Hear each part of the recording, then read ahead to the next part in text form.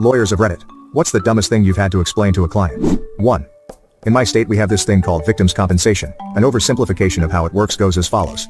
If you are the victim of a crime and suffer some form of injury, for example, psychological, physical, etc., you can apply for a payment from state funds.